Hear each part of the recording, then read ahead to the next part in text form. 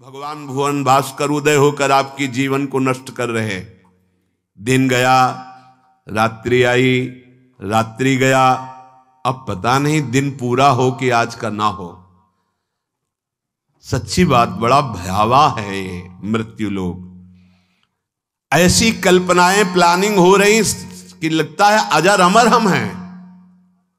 आगे से आगे की 7 पीढ़ी सुख भोगते रहे, इतना व्यवस्था कर ले हम।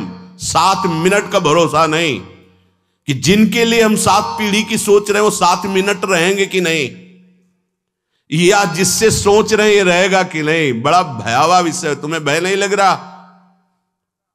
माया की तरफ से निर्भय हो तो महाभय को प्राप्त हो जाओगे। भजन की तरफ वृत्ति जोड़ो, फिर निर्भय हो तो परमानंद को प्राप्त हो जाओगे। टरी जाती है आयु रात दिन, रसना प्रेम सहित कही हरि हरि हरि। राधा कानन शरण मना परी। मन से और तन से यदि वृंदावन का सेवन करने का सौभाग्य मिला है, तन से तो वृंदावन वास हो ही रहा है, पर मन से भी करो। कैसे होगा? तो बोले रसना हरि हरि, जिह्वा हरि हरि नाम, राधा राधा राधा, कृष्ण कृष्ण कृष्ण, ये रटना प्रारंभ करो। ना हाथ में माला है, ना मन में मंत्र चल रहा है, ना नाम चल रहा है, असंतुष्टता होती। किसके साथ तुम धोखा कर रहे हो? अपने साथ कर रहे हो। आज कोई टोकने वाला है, कल कोई टोकने वाला नहीं मिलेगा, कोई रोकने वाला नहीं मिलेगा। रौन देगी माया। विश्वास कीजिए, लाखों सर झुकाएंगे, लेकिन चूक जाओगे तो कोई तुम्हारा मुंह नहीं देखना चाहेगा। ध्यान रखना, ये संसार है। सही मार्ग पे चलोगे, भगवत भजन करोगे, बिस्तरे सब जग विमल कीरति, साधु संगति ना टरे। नहीं तो ठेका नहीं लिया संसार ने तुम्हें सर झुकाने का। अगर आज सर झुका रहा हो, नाम जप और सही ढंग से नहीं चलोगे तो कल तुम्हारा कोई चेहरा नहीं देखना चाहेगा। तुम्हारी छवि उठाकर नाली में फेंक दी जाएगी। ये संसार है। होश में। भगवान ने तुम्हें केवल विरक्त मार्ग, भगवत मार्ग दिया है भजन करने के लिए। रात दिन तुम्हारी आयु क्षीण हो रही, कमाई कर लो, जाना है प्रभु के पास। यहां की प्लानिंग है केवल धर्म पूर्ति के लिए सोचो, भगवत प्रसन्नता के लिए सोचो। मान जाओ मेरी बात। नहीं, बहुत बहुत इतिहास साक्षी हैं, बस प्लानिंगें ही चलती रहती। मन की मन में ही रह गई, कुछ कर नहीं पाए, और जो मन में रह गई वो आगे जन्म के विस्तार कर दिया। बड़े महापुरुष कह रहे हैं, टरी जाती है आयु रात दिन। रात दिन चला जा रहा है। काल करे सो आज कर, आज करे सो अब, पल में परलय होएगी, बहुरी करोगे कब। भजन के लिए अरे फिर कर लेंगे, और भोगों के लिए, विषय के लिए, प्रपंच के लिए अभी। उल्टा करो, जब भोगों के लिए मन लालायित हो तो आगे के लिए टाल दो। भजन के लिए अभी अभी अभी, इसी समय से। राधा राधा राधा। गही रही मीत रवि सुता को तट, अपनावेगी कुंवरी कृपा करी। श्री हरिवंश प्रसाद स्वामिनी, दय है उर आनंद विपुल भरी। अरे मित्र, तुम परम पावन यमुना के पुलिन पर आ गए हो तो बैठ करके खूब नाम जप करो, नाम कीर्तन करो, प्रभु की लीला गायन करो, तो कुंवरी किशोरी जी ये देख करके तुम्हें अपना लेंगी। जहां स्वामिनी जी ने अपनाया, तुम्हारे हृदय में आनंद स्रोत खुल जाएगा। हरिवंश प्रसाद से स्वामिनी जी तुम्हें अपने चरणारविंद का परम सुख प्रदान करेंगी। स्वामिनी जी के चरणों से प्रेम रस धारा बहती रहती है। आचार्य प्रसाद से, गुरुदेव प्रसाद से स्वामिनी जी कृपा करेंगी, संबंध का निर्वाह करती हैं। वो आपके हृदय में प्रेम जागृत कर देंगी। निर्दूषित करिवास रसिक जन, सदा संगरमी दृढ़ व्रत यह धरी। निर्दूषित, अगर हमारे अंदर रहनी दूषित रही तो धाम में रहते हुए अंतिम समय यहां शरीर छूटे कल्याण हो जाएगा, पर प्रिया प्रीतम के समीप पहुंचना, उनकी नित्य सेवा में पहुंचना ये दुर्लभ हो जाएगा। कह रहे कि कृपा से तुम्हें लाडली जी ने वृंदावन धाम का अगर वास दिया है तो रसिकों का संग भी दिया, तो निर्दूषित वास करो। निर्दूषित, हमसे कोई अपराध न बन जाए, हमसे कोई दोष न बन जाए। वैसे ये व्यवहार शून्य देश है, ये प्रेम मार्ग के पथिकों का है। यहां केवल प्रिया प्रीतम की प्राप्ति का लक्ष्य लेके आया जाता है, यहां केवल प्रिया प्रीतम की प्राप्ति का ही साधन किया जाता है, यहां केवल प्रिया प्रीतम अपने मानने वालों का ये देश है, अन्य कोई वृत्ति ही नहीं। निर्दूषित कर वास और रसिक जन संग सदा, दो बातें। अगर वृंदावन का वास मिला है तो निर्दूषित वास करो, कोई आपसे अपराध न बने, कोई दोष न बने, और सदैव रसिक जनों के संग में रहो, उनकी आज्ञा में रहो। तो ये दृढ़ व्रत क्या करेगा? प्रिया प्रीतम का संग प्रदान कर देगा। यह है साधन। वृंदावन का आश्रय वास स्वीकार किया, रसिक जनों का संग, तो अभंग प्रेम रंग प्रदान करने वाले प्रिया प्रीतम का संग प्राप्त हो जाएगा। वृंदावन हित रूप चिंतवत कुंजनी विचरी प्रेम सो उर्भरी। जहां आपके हृदय में एक बार प्रिया प्रीतम प्रकाशित हुए, ये कुंज निकुंजे इसी दृष्टि से आपको दिखाई देने लगेंगी, नवीन नवीन लीला रस में डूबे रहेंगे।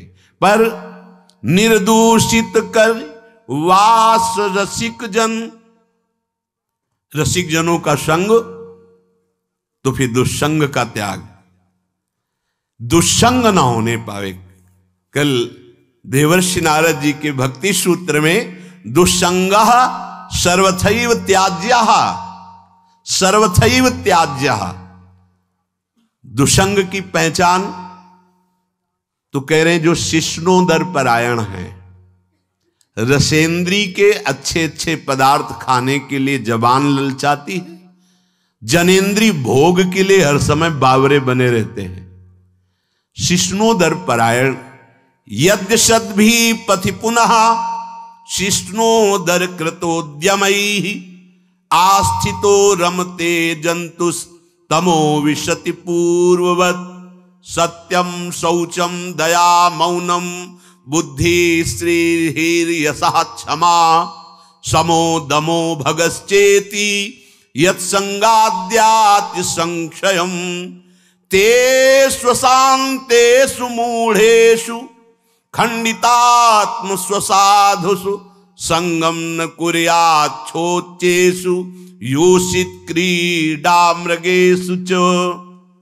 जो मनुष्य संभोग प्रिय है और रसेंद्री के भोग पदार्थों से प्रियता रखता है, ऐसे नीच पुरुष का संग नहीं करना चाहिए।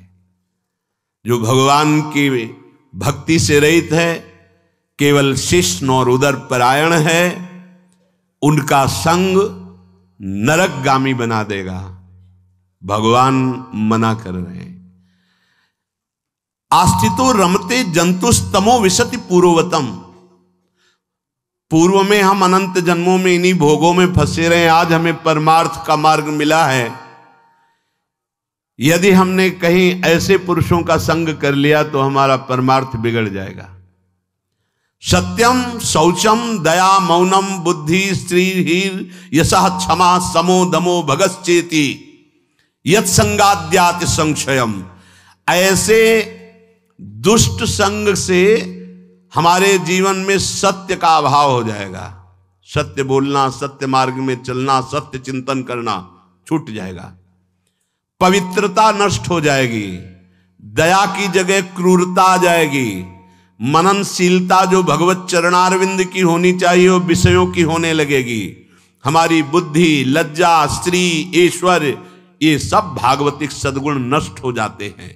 अतएव दुष्ट संग न करे। ये जो अशांत चित्त है, मूर्ख है, भगवत विमुख हैं, नष्ट बुद्धि है, ये जो भोगों के खिलौने बने हुए हैं, ऐसे असाधु पुरुषों का कभी भी साधक संग न करे, नहीं तो नष्ट हो जाएगा। दुष्संग का त्याग प्रत्येक साधक को बड़ी सावधानी पूर्वक करना चाहिए। भगवत प्रेम या मोक्ष पदवी जो भी चाहिए वो तभी मिलेगा जब कुसंग का त्याग हो जाए। भगवान श्री रामचंद्र जी ने तो विभीषण जी से कहा कि बरु भल बास नरक कर ताता, दुष्ट संग जन देई विधाता। भगवान चाहे तो नरक का बास दे दे, अच्छा है, पर दुष्ट का संग ना मिले। नरक का बास क्यों अच्छा है? क्योंकि नरक भोगने से पाप नष्ट हो जाएंगे, हृदय पवित्र होगा, पर दुष्ट संग से हृदय में पाप बढ़ जाएंगे और अपवित्रता बढ़ जाएगी।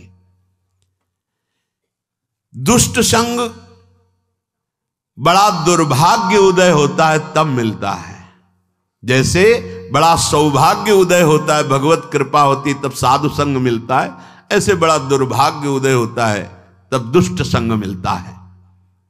इंद्रियों का कोई भी विषय, अभी तक तो बाहरी दुष्संग की बात, अब कह रहे हैं अंदर दुष्संग की बात।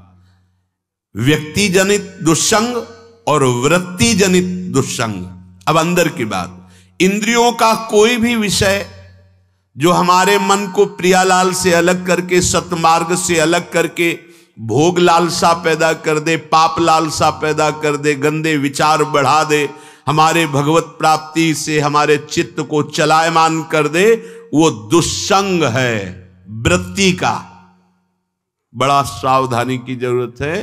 ये भगवत प्राप्ति का मार्ग चलना थोड़ा कठिन है, भगवत प्राप्ति नहीं कठिन है, क्योंकि हमारी वृत्तियां उसी में फंसी रही है। तो ऐसे सत्संग 10 वर्ष सुनो, और हमें लगता है कि अगर सही दुस्संग हो जाए तो 10 दिन में पूरा 10 वर्ष का चैप्टर बदल देगा। तो 10 वर्ष का सत्संग काम उतना नहीं किया, क्योंकि 10,000 जन्मों से हम दुस्संग में ही रहे हैं। तो जहां दुस्संग मिला तो मन राजी हो जाता है, यार बहुत जल चुके, 10 वर्ष हो गए। भगवत प्राप्ति के मार्ग से हमारे चित्त को चलायमान कर देने वाला दुस्संग हमारे पास भेजा जाएगा। बात समझना, माया ऐसे पार्षदों को भेजेगी। बहुत सावधान। अपने जीवन को केवल इसीलिए प्रारंभ हुआ था, प्रियालाल के लिए ही हमारा जीवन। हमें हर्षित नहीं होना, किसी भी पद, व्यक्ति, वस्तु, स्थान में अगर हर्षित हो गए तो मन फिर प्रियालाल में लगना बड़ा कठिन हो जाएगा। ये बालू का बांध है, एक बार फूटा तो दोबारा बनाना बड़ा मुश्किल है। सावधान। हमें ना कोई ऐसी चेतन वस्तु या जड़ वस्तु का दृश्य देखना है जो हमारे अंदर भोग वासना पैदा कर दे। जड़ के देखने से भी होता है क्या? हाँ, चित्र जड़ ही तो है। जो आप चलचित्र देख रहे हो जड़ ही तो है ना, उसमें कुछ हो थोड़ी रहा है, वर्तमान में थोड़ी हो रहा है, वो तो चित्र है। लेकिन वो चित्र तुम्हारे चित्त को बलात् आकर्षित करके भोगों में फंसा देगा। बहुत सावधान। ना कोई चैतन्य वस्तु। संगम त्यजेत मिथुन वृत्ति नाम मोक्षो।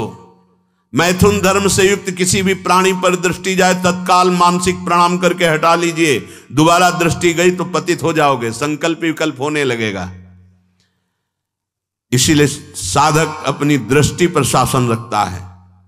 ये उचक्का की तरह ऐसे ऐसे चलना साधकों का स्वभाव नहीं होता। बावरों की तरह ऐसे ऐसे देखना, गर्दन इधर, ग्रीवा झुकी हुई है, आगे का मार्ग देख रहे हैं, नाम निरंतर चल रहा है।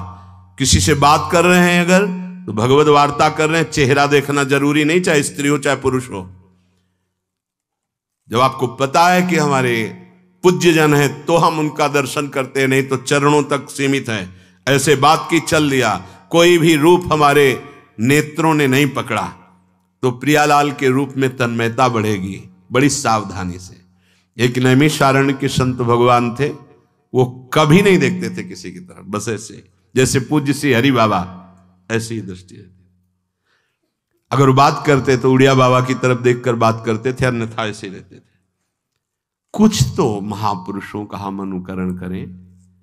ऐसे जिधर मन आया जो मन आया देख रहे हैं। जैसे आप समझते हो कि सामने से नहीं देखेंगे पीछे से देख ले, बात तो अपनी चित्तवृत्ति की है। अगर हमारी चित्तवृत्ति दूषित हो रही तो सामने और पीछे से क्या है, झरोखे से क्या है। हमें अपनी चित्तवृत्ति दूषित होने से बचाना है। हम ना कोई ऐसी चर्चा सुने, ना कोई ऐसी चर्चा करें, ना ऐसे स्थान में जाएं, ना ऐसी पुस्तक पढ़े, ना ऐसा दृश्य देखे, ना ऐसा चित्र देखे, ना ऐसी वस्तु खाए, ना ऐसी कोई सूंघने की वस्तु ले जिससे हमारे अंदर प्रमाद स्थिति आ जाए और इंद्रियां विषयों की तरफ प्रबल हो जाएं। ये सब दुष्संग माना जाएगा।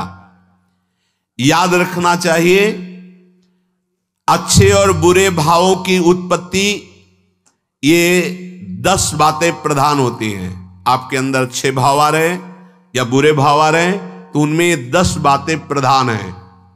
पहला, स्थान। आप कहां बैठे हैं, कहां रह रहे हैं, किस जगह खड़े हैं, आपको स्थान देख करके ही बर्ताव में उतरना है। जैसे मदिरालय है, आप वहां खड़े होंगे तो तमोगुण अपने आप बढ़ने लगेगा, आसुरी प्रवृत्ति बढ़ने लगेगी। ऐसे ऐसे जिस स्थान पर खड़े होने से, देखने से, बात करने से हमारी वृत्ति बिगड़ रही, उस स्थान का तत्काल त्याग कर देना चाहिए, वहां से हट जाना चाहिए। पहला है स्थान।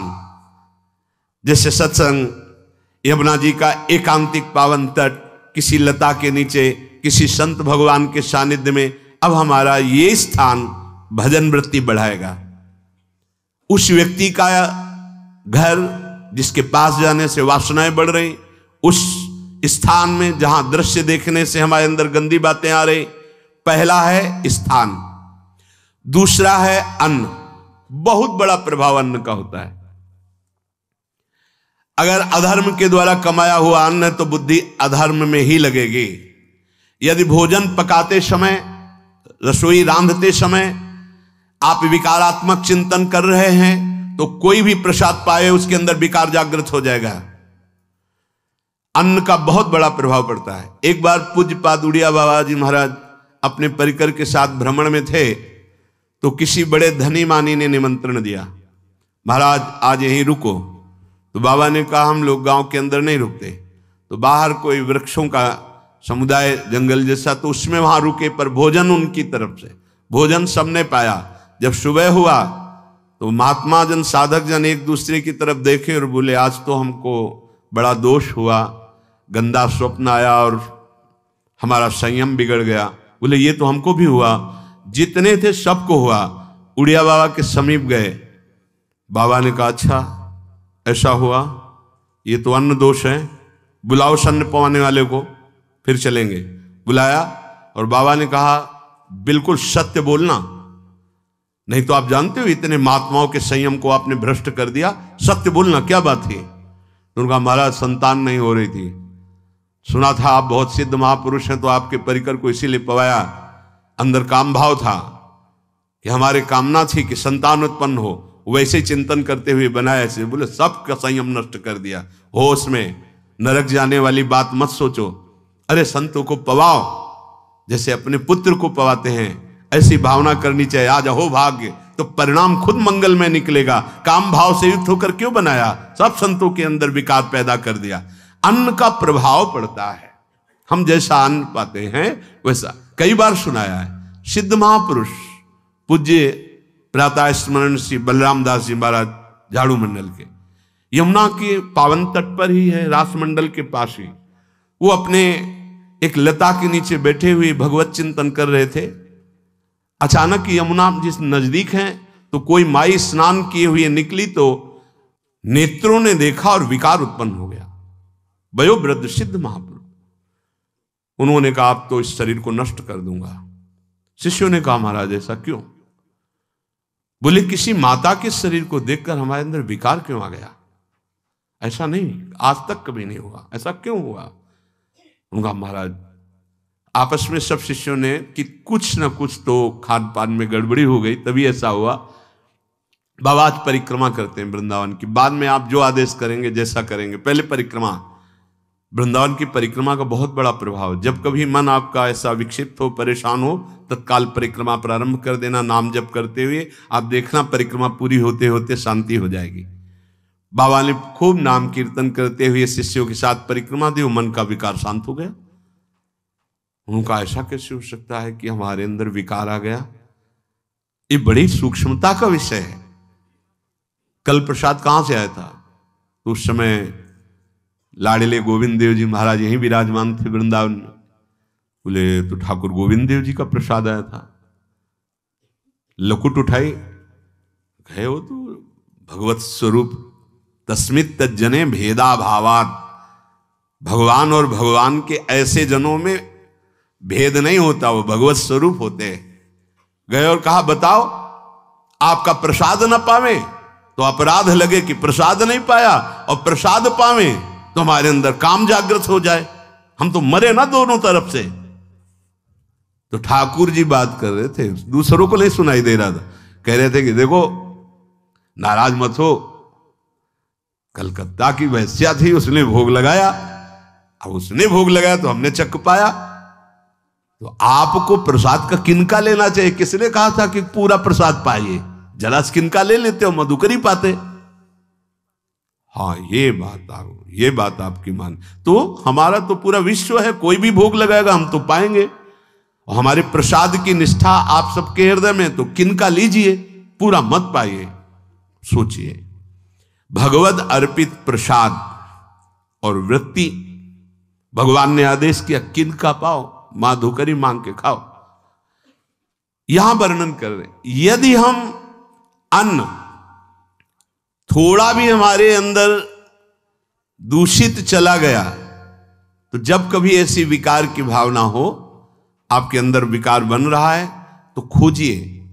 आपने कोई दृश्य देखा है, आपने किसी से बात की है, आपने कोई ऐसा संकल्प बनाया, नहीं, तो फिर भोजन दोष आ गया। अब आज उपवास कर दो, जब तक वो वृत्ति न नष्ट हो तब तक कुछ मत पाना, जल से काम चलाना, तो एक दिन एक पहर अपने आप शांत हो जाएगा। अगर बहुत विकलता हो रही तो नाम कीर्तन शुरू कर दो, भोजन मत पाना, नाम कीर्तन शुरू, बिल्कुल शांति मिल जाएगी, बिल्कुल। और ये तो उदाहरण महापुरुष इसलिए देते कि हम सावधान रहें। हमारे अच्छे भाव या बुरे भाव में ये 10 बातें बहुत प्रभाव डालती हैं। पहला स्थान, दूसरा अन्न, और तीसरा जल। पानी भी बहुत संभाल के। नहीं, आजकल तो देखो प्रायः ऐसे दांत से प्लास्टिक नोचेंगे, ऐसे पानी पिएंगे, कब भरी गई, कहां भरी गई, कैसा पानी। बड़ा देखो कैसा हमारे भजन साधन के लिए विक्षेप पैदा होता चला जा रहा है। पहले सुंदर सरोवरों का जल, मतलब 15 वर्ष तो गंगा जल ही केवल पिया है, जो आकाशवृत्ति से मिला नहीं, गंगा जल ही पिया है। कुआं का जल, फिर आया हैंडपैप का जल, अपवित्र होने लगा। हैंडपैप में जो वाशर, अगर वो कहीं चमड़े का पड़ा हुआ है तो अपवित्र जल हो गया। अब हैंडपैप का भी अंतर ध्यान स्वरूप हो गया, अब तो नहीं दिखाई देता। अब रह गया है मोटर से निकले और फिल्टर में जाए, वो मशीन जो फिल्टर करती पानी को, आरओ, उससे। अब वो जिनके पास है तो है, नहीं तो परिक्रमा लगाया हो, आपको पानी पीने को नहीं मिलेगा। देखो कैसा समय आ गया। भोजन, पहले कोई दगाबाजी भोजन में तो नहीं करता था। गांव में जब जिसके यहां दूध बेचा जाता था ना, उसको बहुत लघु दृष्टि से देखा है, गाय माए एक बराबर होती है, ये दूध बेचता है। 10-5 किलो मठा तो आप ऐसे मांग के ले सकते थे, अगर अड़ोस पड़ोस में वो मठा मिल जाएगा। जब कोई उत्सव होता, फ्री दूध 100, 200, 500 किलो पूरे गांव के सब दे देते, कोई ऐसे बेचता था। अब दूध नहीं, जब बूढ़े लोग बैठते थे कहते थे पानी बिकेगा आगे चल के। आज पानी बिक रहा है, नहीं बिक रहा, पानी बिक रहा है। हमें लगता है सबको ही पैसे से ही पानी है, वो बोतलें नीली नीली नहीं, इतनी बड़ी बड़ी बिकती, उन्हीं से पानी पिया जा रहा है। आगे और समय जल का प्रभाव पड़ता है। जैसे हम गंगा जल पीते थे, सही कहते हैं, कई कई दिन जब भोजन नहीं मिलता तो पूरी पौष्टिकता गंगा जल से मिलती थी। गंगा माता के जल से ऐसा लगता था मानो हम परम पावन अमृत पान कर रहे हैं, सारी पौष्टिकता मिलती थी। कुएं का जल अपने आप में पौष्टिकता से युक्त होता है, जो हमें चाहिए। आज देखो जल की समस्या हो गई, पवित्र जल पीने के लिए हम तरस रहे हैं। कहाँ हो जल, और कैसे मिलेगा जल? या तो आप पैसे वाले हो तो आप खरीद करके पीजिए, नहीं तो अब वो जल नहीं रह गया कि कुएं से निकाला पी लिया या सरोवर से पी लिया, या कैसा दुर्भाग्य है। जल का बहुत बड़ा योग है साधना में। जैसे स्थान का तो परम पावन वृंदावन धाम, अन्न का तो अब हम भगवत प्रसाद पाते हैं, तो जल का बहुत बड़ा योग है। आज दूषित होता चला जा रहा है, क्योंकि अब हाथ की बात नहीं रह गई है कि आप सुंदर कुआं से जल लें या सरोवर से जल लें या आप नदी से जल लें। हाँ, स्वामी जी के लिए लिखा हुआ है कि रोज यमुना स्नान और रोज यमुना जल ही पान। हमारे वृंदावन के समस्त भगवत स्वरूपों का स्नान यमुना जल से ही होता था, हो रहा है और होता ही रहेगा। बिहारी जी के लिए आज भी कलश में भरकर यमुना जल ही जाता है। तो वो कपड़ा से ऐसे ढक के, जब हम 2 बजे परिक्रमा देते थे तो एक महाभागवत है, वो किसी को छूते नहीं, दूर से कहते छूना मत, बिहारी जी के लिए जल जा रहा है स्नान के लिए बिहारी जी का। फिर चौथा है आपका परिकर, जहां पर रह रहे हैं वो समुदाय, चाहे परिवार हो या आप समुदाय, वो कैसा है, रजोगुणी है, तमोगुणी है, सतोगुणी है या त्रिगुणातीत भागवतिक है, उसका प्रभाव पड़ेगा। पांचवा है आपका पड़ोस, आसपास वाले घर, जैसा है वैसा प्रभाव पड़ेगा आपके ऊपर।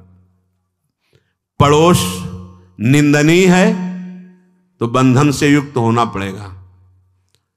लंका के पड़ोस में रहने के कारण अगाध महिमा वाले समुद्र को बांध दिया गया, रघुनाथ जी ने पुल बांधा और दंड देने के लिए तैयार हो गए थे सरकार, अग्निबाण संधान कर लिया था, पड़ोस के कारण ही तो ना, पड़ोसी रावण था। इसीलिए आस पड़ोस का बड़ा प्रभाव पड़ता है। फिर अगला है दृश्य, इस पे बहुत सावधानी की जरूरत है। ये मोबाइल भगवान चल गए हैं, बहुत विस्तार से चल गए हैं। अब कोई छोटा मोबाइल रखना नहीं चाहता, सब वो स्क्रीन वाला रखना चाहते, टच मोबाइल। दृश्य से बचो, बच्चों, जवानों, बूढ़ों, सबकी वृत्ति जो माया आकर्षित करती, जो दृश्य हम देखने के लिए अंदर से उल्लसित है, वो मोबाइल में सब है, चाहे भागवतिक और चाहे सांसारिक। तो भाई देख लो, गुण दोष में संसार है। अगर आप दोष ग्रहण करना चाहते हो तो दोष ले लो, गुण तो गुण। बहुत बहुत खतरनाक विषय है और बहुत लाभदायक विषय है। किसी संत की वाणी एक बार समझ में नहीं आई, अगर हम 10 बार सुने तो समझ में आ जाएगी, ये लाभदायक है। कभी कोई किसी से बात करनी, पहले जाए तो पोस्ट कार्ड चलते थे, एक कार्ड, वो 15 पैसे का इतना बड़ा वाला आता था, 25 पैसे का बंद वाला लिफाफे में आता था, नीले नीले कागज का 15 पैसे वाला कार्ड। उसमें चिट्ठी जाती थी महीनों में, कभी यहां 1 मिनट में अमेरिका से बात कर लो, कितनी बढ़िया बात हो गई। उसका दुरुपयोग ना करो। अब हमारी इतनी चंचल वृत्ति है कि दुरुपयोग करने के लिए उत्साह बढ़ जाता है। बोले अब सब काम हो गया है, अब एकांत सेवन कर रहे हैं, अंदर से सिटकिनी बंद और मोबाइल भगवान का संग शुरू। 2-4 मिनट सत्संग और अच्छे दृश्य देखे, फिर बगले में वहां सब होता है कि आप बस उसको ऑन कीजिए, फिर जो मनोरंजन शुरू होता है, फिर उपासक मिटिया मेट हो जाता है। ये बहुत सावधानी की बात कह रहे हैं। वैसे हमें लगता है यदि आपको इस बड़े कार्य वाले ना हो तो छोटा मोबाइल रखे तो अच्छा रहता है। तो इसलिए ये एक ऐसा कलयुग भगवान ने रचा है कि बचा पाना बड़ा मुश्किल है। इससे वृत्ति को बचाओ, जो बचा ले गया वो आगे साधना कर सकता है। बहुत सावधान बच्चों, हमें लगता है यदि आपका मन चंचल हो, आपके शासन में ना हो, तो स्क्रीन वाला मोबाइल अपने माता पिता को दे देना चाहिए। और हम कहते रखो, छोटा वाला रखो, कभी कोई आपत्ति विपत्ति या सूचना देनी हो बढ़िया काम करता है। जरूरी नहीं है इतना बड़ा लेके चलना। हाँ, अगर आपको बहुत राजकीय विभाग के कार्य हैं तो बात अलग है कि कौन सी सामान कहाँ कैसे, तो वहां से वीडियो भेज रहा है, वो चेक कर रहा है, यस हाँ ठीक है अब चलाओ। अपने को क्या काम है? सत्संग अगर सुनना है तो सत्संग सुनने के अलग यंत्र आते हैं, चला दो उसमें। वो इतनी बड़ी लगती है, उसमें चिप पेन ड्राइव ऐसे लगा दो और सत्संग सुनो। जरूरी वो दृश्य वाला रखो।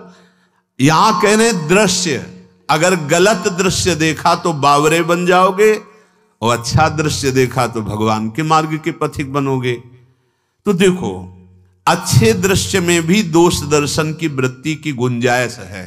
जैसे कोई लीला हो रही है, लीला के पात्र, जैसे हमारे ब्रजमंडल में रास लीला होती थी, ऐसे 12 वर्ष 13 वर्ष के लीला पात्र, सब नव किशोर, जहां भाव ही बने रोते रहो। अब वहां बड़े बड़े लीला पात्र हैं, अगर हमारी भावना शासन में नहीं है तो वहां हम अंग प्रत्यंग के दर्शन से हमारी हाव भाव वहां जो हो रहा है उससे हमारी वृत्तियां बिगड़ जाएं। जब छोटे छोटे लाडली लाल परस्पर खेलते हैं तो केवल आशीर्वाद देने को, रोने का मन होता है।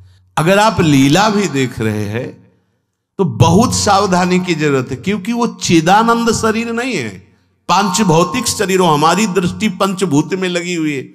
नाम जप करो, लीला गायन करो, फिर देखो जो लीला है, यही जीवन का परम सुख मिलेगा। सच्ची मान लीजिए। बस हम बार बार ये कहते हैं, मोबाइल का सदुपयोग कीजिए, दुरुपयोग नहीं। मोबाइल बुरा नहीं, उसका प्रयोग बुरा है। दृश्य और साहित्य, वैसे ही मनोवृत्तियां फिसलने वाली हैं। और जब ये आ गया कि फिसलाने में कितना लाभ है तो हानि, ऐसा कोई साहित्य और आलोचना, ऐसी कोई वार्ता ना करे जिससे हमारे अंदर गंदे भाव आवे। यदि अच्छी चर्चा करते तो अच्छे भाव आते हैं। देखो, अभी ऐसी कोई भावुक चर्चा होने लगे तो सबका हृदय द्रवित हो जाएगा, और गंदी चर्चा हो तो हमारा हृदय विकार युक्त हो जाएगा। और कार्य, आप जो कार्य करते हैं उसका प्रभाव आपके मन के ऊपर पड़ता है। और उपासना, आप उपासना भोगों की करते हैं या योग की करते हैं? ये 10 से भाव बनते हैं और 10 से भाव बिगड़ते हैं। स्थान, अन्न, जल, परिवार, अड़ोस पड़ोस, दृश्य, साहित्य, आलोचना, आजीविका का कार्य और उपासना। यदि ये भागवतिक हुए तो आपके अंदर भगवत भाव बढ़ेगा, और यदि ये रजोगुणी तमोगुणी हुए तो आपके अंदर आसुरी भाव बढ़ेगा। इन 10 से सावधानी पूर्वक व्यवहार होना चाहिए। जैसे आस पड़ोस में है तो बड़ी सुविधा है, यहां कोई किसी से मतलब नहीं रखता, बगल वाला कौन रह रहा किसी से मतलब, ये बढ़िया है। ज्यादातर गांव में होता है। अपने यहाँ ये अच्छा है कि जैसे आप अपने कमरे में गए, किसी से कोई मतलब नहीं है, वैसे ऐसा ही जीवन रखना चाहिए। अड़ोस पर ये ज्यादा जो व्यवहार मित्रता बढ़ाने वाला विषय, ये धाम में नहीं है। वृंदावन में ऐसा नहीं व्यवहार रखना चाहिए। आपके पड़ोस में कौन रख रहा है आपका परिचय नहीं होना चाहिए, कौन कौन रह रहा है आपकी जानकारी नहीं होनी चाहिए। नजर नीची की, अपने कुटिया में गए, अपने ठाकुर जी से मतलब, अपने भजन से मतलब। ना पड़ोसी को कुछ देना चाहिए ना लेना चाहिए। बात समझ लेना कि जैसे आज उत्सव है, उनको हम बुलाते हैं, वो हमारे यहाँ, ये व्यवहार यहाँ नहीं है। बनवासी हो, ठाकुर का भोग लगाया, और अगर आपको बांटना है तो बाहर निकलो, आधा किलोमीटर दूर ऐसी जगह बांटो जो तुम्हें राधे श्याम दोबारा ना बोले। फिर वो तुम्हें बुलाएगा, फिर वो बैठेगा, फिर प्रपंच की बातें होंगी, निंदा स्तुति की होंगी, फिर बड़ी संगोष्ठी होती है, पता चलता है। क्या फायदा ऐसे जीवन से? आप वनवासी हो, समय एकांत में दीजिए, अपनी कुटिया में बैठिए, नाम जप कीजिए, निकलिए, सत्संग सुनिए, ठाकुर दर्शन कीजिए, परिक्रमा कीजिए, फिर अपनी कुटिया में। ज्यादा व्यवहार में नहीं उतरना चाहिए, ये वनवास है, वृंदावनवास।